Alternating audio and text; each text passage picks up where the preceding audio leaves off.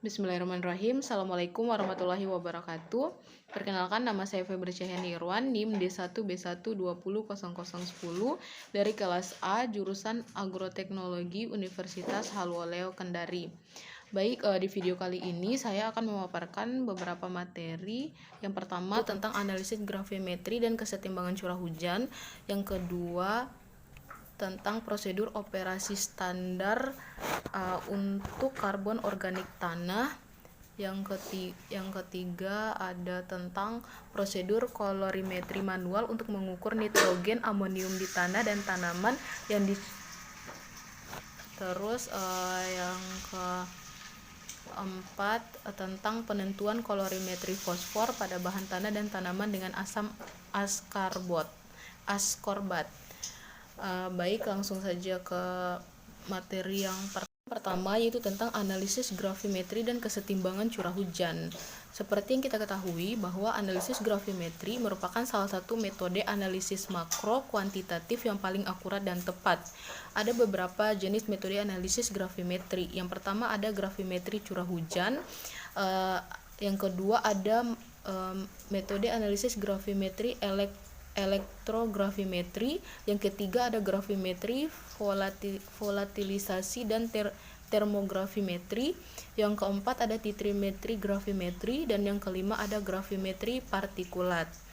Kemudian apa pentingnya kita menggunakan analisis gravimetri?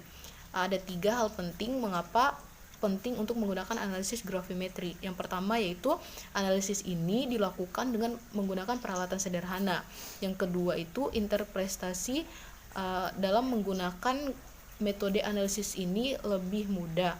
Terus yang ketiga, memberikan hasil yang sangat akurat dan tepat, bahkan hasil gravimetri digunakan untuk memeriksa keakuratan metode-metode yang lain. Kemudian faktor penting yang lain untuk analisis gravimetri atau faktor penting yang dilihat ketika menggunakan metode analisis gravimetri ini, yang pertama ada nukleasi, yang kedua ada pertumbuhan partikel, yang ketiga ada suspensi koloid, yang keempat ada koagulasi dan aglomerasi, yang kelima ada peptisasi, dan yang keenam ada kopresipitasi. Terus yang kedua itu materi yang kedua yaitu tentang metode titrasi dan kolorimetri. Seperti yang kita ketahui bahwa metode titrimetri adalah metode yang bahan atau kelompok bahan dikuantifikasi dengan mengukur volume larutan per reaksi dengan konsentrasi zat yang disebut. Kemudian metode kolorimetri. Metode kolorimetri merupakan metode untuk menentukan konsentrasi unsur kimia atau senyawa kimia dalam larutan dengan bantuan reagen warna. Ada beberapa bahan dalam menggunakan metode titrimetri. Yang pertama ada air deionisasi, yang kedua ada standar kalium dikromat, yang ketiga materi yang ketiga yaitu tentang prosedur kolorimetri manual untuk pengukuran amonium nitrogen dalam tanah dan tanaman. Kandungan nitrogen total dalam sampel tanah dan jaringan tanaman umumnya ditentukan dengan menggunakan metode kolorimetri manual. Prosedur kolorimetri yang diusulkan itu tepat, cepat, sederhana, dan tidak memerlukan ruang laboratorium yang besar atau laboratorium khusus peralatan. Teknik ini juga sangat cocok dilakukan untuk penelitian laboratorium di negara berkembang di mana peralatan otomatis umumnya tidak tersedia. Kemudian materi yang keempat yaitu penentuan kolorimetri fosfor pada bahan tanah dan tanaman dengan asam askorbat. Tujuan dalam penelitian ini yaitu pertama untuk menunjukkan kemampuan beradaptasi dari metode yang diusulkan dalam berbagai analisis tanah dan tanaman. Yang kedua yaitu untuk menguji toleransi terhadap ion pengganggu yang paling serius ditemui dalam analisis tanah dan tanaman.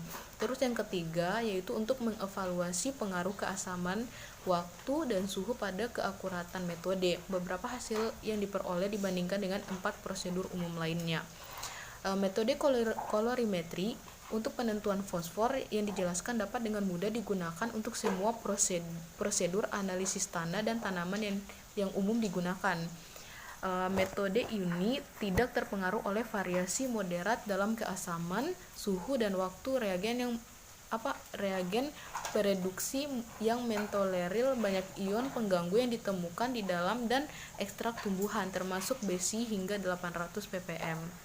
Metode yang diusulkan ditemukan paling tepat bila dibandingkan dengan prosedur kolorimetri lainnya. Itu saja video dari saya. Sekian dan terima kasih.